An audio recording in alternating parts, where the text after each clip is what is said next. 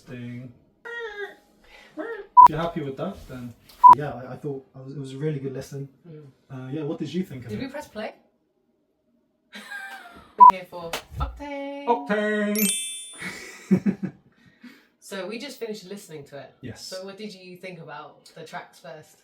Well, the first impression is that I like it. I like it a lot. I think the album is probably his best album, I think. And he's been reinventing himself every album, and I feel like this is like the best version of himself. Yeah. You know, I feel like he's taken all his like previous sounds and he's almost like he's mastered it, and it just sounds so coherent, and it was just a really good listen, just through and through. It was incredible. Yeah, it was like from the production. He's doing like, I feel like he's really like, because he's got such a unique flow and cadence. I think he's really mastered his own style. And what did you think? No, I think that's so true. And you talked about the production. Mike Dean was on the production, who we love. Yes. So it was cool to see Mike Dean back with the Cactus Jack family. Yes. And they always make like amazing stuff together. Yeah. And I think, I think definitely the first one, the first song is E85. Yeah. Best way to intro into an album. Such a good opener. So cinematic. Yeah.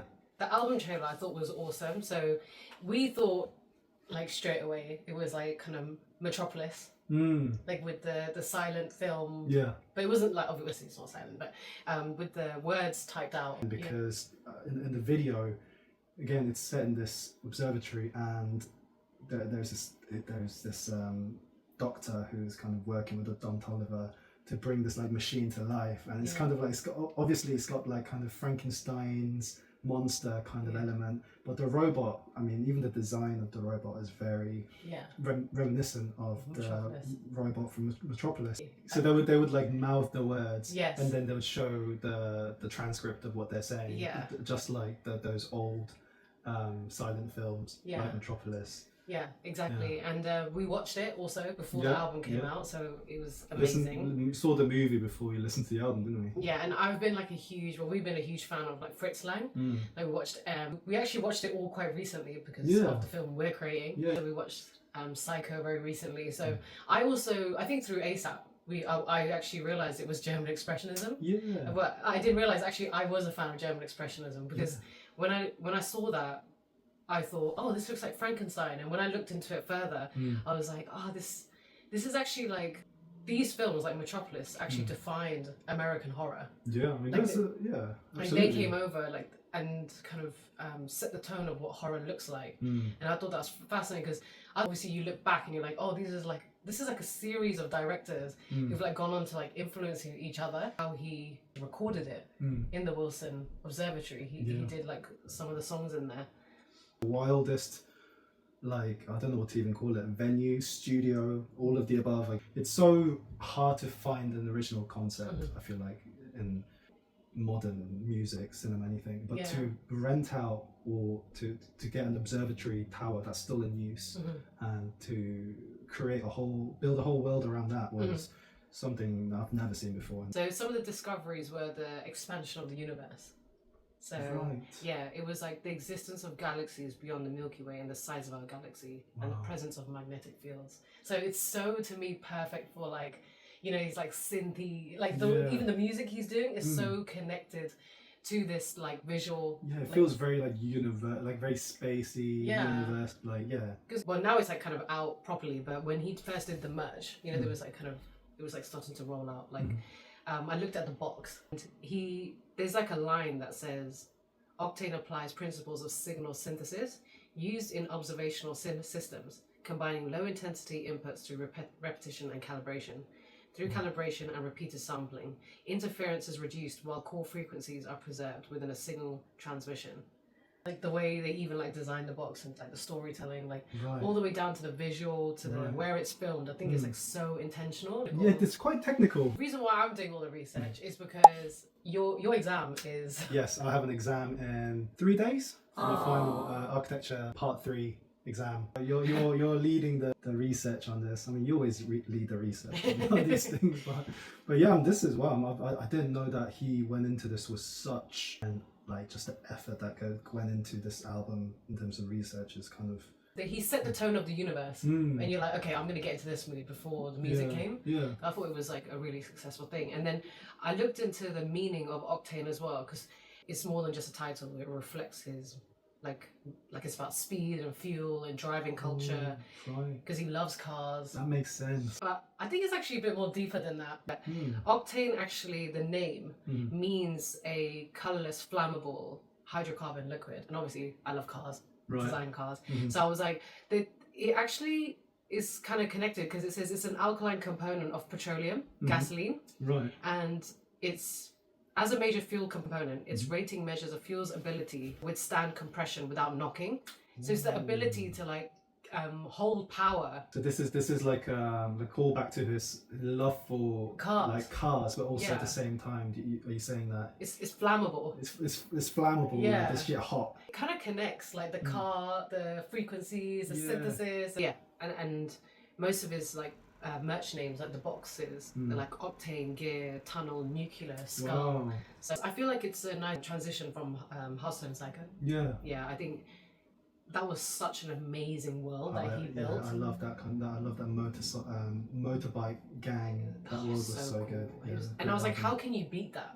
He honestly crushed it with the visuals are just insane. There's not many like videos out, but the videos he had on his Instagram, and it was like they're testing the music on the people, which I thought was really cool. Oh, that's really cool. Yeah, research and development, and then he carried on that kind of lab coat stuff for excavation. So they're testing the music on people. It's kind of dark, you know. It's really dark. And what I really like about this is that it looks so real. Yeah. It's shot in the style of like almost like a CCTV. Yeah. It's like a bit fuzzy, a bit blurry. It's not like 4K. The two videos I saw, so it's quite different. Both same setting, but executed in such different ways. Yeah, even though they bring color, it's like such like perfect tones. Yeah, it's giving me very science experiment gone wrong type of energy. Yeah, maybe it will go wrong in his next videos. I'd like to see. I mean, he's clearly telling us a story here, but yeah, I can't wait for the rest of the videos to drop. I really liked his shorts. Like with him going, like it's like kind of, it almost does feel like helicopter footage. Yeah. Like with the coordinates and the black and white, and then they've got the moon in. I thought that was amazing. I wonder if that's actual moon footage from the Hubble. Yeah, I like the way half of it is showing one visual and the bottom half is showing another visual, and it's just with really like high contrast and sometimes reverted colors. It's like just very striking. Yeah, very striking for shorts. And what did you think about his performance on Jimmy Fallon? He smashed it. I have not heard this guy sound so good live. Like he really sounded like it was like a CDQ almost. Yeah, people said that they actually preferred his live Calabasas. Like in the comments, they're like, "Oh my god, we want that on the album." I think if you execute a live performance really well, then people will want that as like an official thing. You know? Yeah. I love the outfits he's wearing, like with the ski mask, the full balaclava with the eye missing. It almost looks like an alien-like. Yeah. Super minimal, very spacey, but still kind of like it's got this. I don't know. There's something quite grounded about like a ski mask. Do you know what I mean? Yeah. But yeah, really that performance. And I like the visuals because it's actually accurate. The aerodynamic. You know when you test cars in the tunnel for the aerodynamic, that's actually how you do it. Yeah, you throw like you put it in a tunnel and that's how you design race cars. Oh wow! So the wave hits the car, and then you measure like how the wave is hitting the car, and then it tests the design. Like if your curve is like this or like this, it will affect your aerodynamism. That's well. I mean, but I think what's even cool is like his outfit. Like I love the astronaut aesthetic. I love that it connects with the music video. It's like he came straight out of the like recording session and came onto stage and he brought his crew with him. Yeah, the same crew that is recording with. Yeah, I feel like that's how I feel when I go from like music video to his website to like him on stage. It's like it feels like he's like sped up the story, like what he's been up to in the last couple of months or year, however he's been recording. He's like captured that so well, and then he's like taken us on that journey. It's like, okay, there's a crash, there's like there's a woman that's been brought back to life. I'm there like working with a mad scientist, and here I am coming to just perform for you. And then he's broadcasted live. He broadcasted live from that cool website right before he I think it was after he performed. Right. So it's like he's gone and performed for us, and he's gone back to his He's mad gone scientist, back to his lair. Yeah. And on that, I think the website, it was fantastic. Website. Yeah. I'm so jealous of that website though. Yeah, because you're in the middle of 3D modeling our world that we're building, and it's so important to have that world. I think I've said that from day one. I never wanted like a basic website, because I think it's so important that people enter your world and they really feel like this planet that you're building, like come into my planet and experience what I'm feeling in like film and in copy and in text, in photos. Everything's like needs to be connected. It needs to be an extension of that world. When with this UI that completely within the same world as he is building, this black and white, very high contrast. Yeah, but the fact that it's like kind of like low polygon and it's not super detailed, that kind of adds to the aesthetics. It looks almost kind of like painted. Yeah. It's kind of built in this nostalgic world of science. You're not going to get a crazy amount of like computer detail. You guys should definitely go check out the website if you haven't, because didn't you always also say that he like broadcasted something? I think maybe he'll have some extra videos in there, and yeah, I just love how like super simple it is to interact with. Something really interesting was that Metropolis's actual like screenplay was written by Fritz Lang's wife, Thea. Right. And I was looking to like the story and how did it come about, and obviously we watched it as well again. And what was really interesting is that when she was asked about when this novel was set at that time, because obviously it was like 1923 this was written. Yeah. She actually has a quote that says that the story does not take place at any particular place or time in the past or the future. That's what she says, right? And DonToliver's only quote that was like actually released by his record company about this film was, "It's not in the future, it's not in the past, it's right now." That's can't be. I don't think that's a coincidence. But it doesn't end there.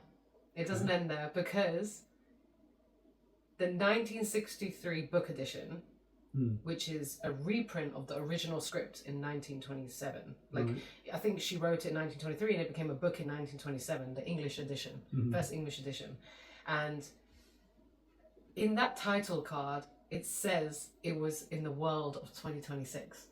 She wrote this for 2026. That's wild. But so do you think that he was working on this thinking, okay, I'm going to release this in 2026 because it's Metropolis on its second print is saying that it's set in 2020, and he's also quoting the original author saying it's not past or future, it's the present. This is so crazy, man. I think someone has done their research, or there's a massive coincidence. He got the blessing of Metropolis. Maybe. It's like it's almost like 100-year prophecy kind of like. Yeah, it's a 100-year prophecy being completed by DonToliver. Yeah, I think, I don't know if he's like kind of gearing up to kind of work that he, he's obviously got his like new record label, Dunway and Co. Yeah. I don't know if he's like, I don't know what else he's going to create under this label name, but I'm really excited. If he does this, if he runs this company like he researches his albums, like he's going to be. We talked about the broadcast and like it being like a live website, so you like want to keep going back and checking in. Like, he's actually had like an entire private account called Octane Mountain. All the like that's the only place where you can like really get like BTS of like his whole process. And I thought, like nowadays loads of artists are doing like tour specific like Instagram. I think it's maybe he's just done it to invite all the press. And then eventually maybe when he goes on tour he'll release some cool information, but the photos look insane. Wow. I haven't seen this yet, so I need to go and check it out. Here. Right here.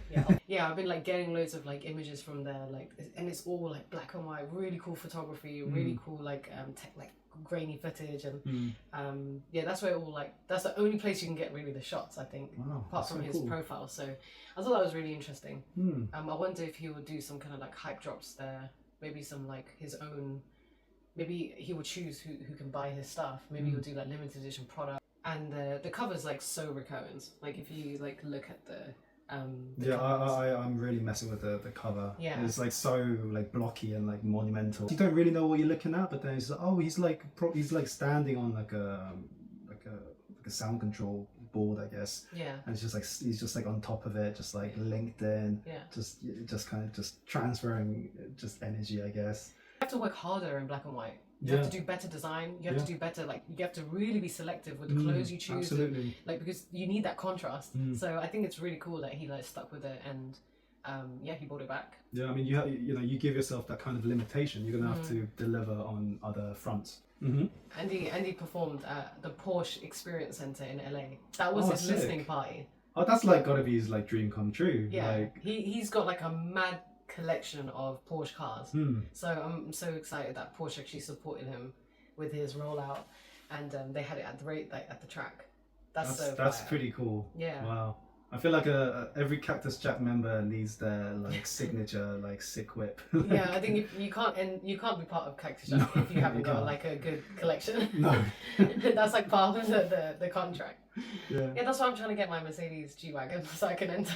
You can enter Cactus Jack, the Cactus G. Yeah, Cactus G.